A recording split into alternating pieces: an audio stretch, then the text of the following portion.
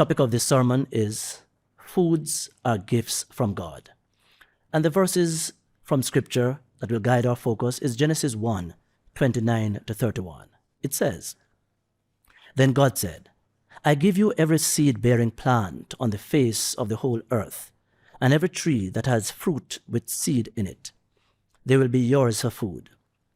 And to all the beasts of the earth, and all the birds in the sky, and all the creatures that move along the ground, everything that has the breath of life in it, I give every green plant for food." And it was so. God saw all that he had made, and it was very good. And there was evening, and there was morning, the sixth day. Here are some takeaways or lessons to support the topic, Foods are Gifts from God. God is the creator, the great provider and promoter of the food we have at our disposal.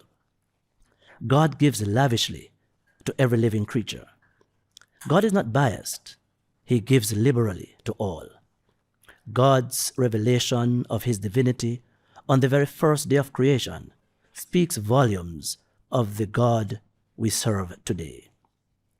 God is the same yesterday, today, and he will remain the very same tomorrow. God still issues the invitation to his children to be co-creators with him. Joining in that activity should be a joyous and exciting way to honor God, our provider. The food God provides for us is for the holistic development of humans and animals, spiritually, physically, intellectually, culturally, emotionally, and socially. We serve an all-inclusive God who cares for all his creation. God has blessed us with bodies, so we must treat them well in order to really honor him. God enjoyed creating his world, and he is ever creating newness in each human being. God's provision is more than enough to sustain the entire creation. We need to be conscious of how much sacrifice God has made for our comfort.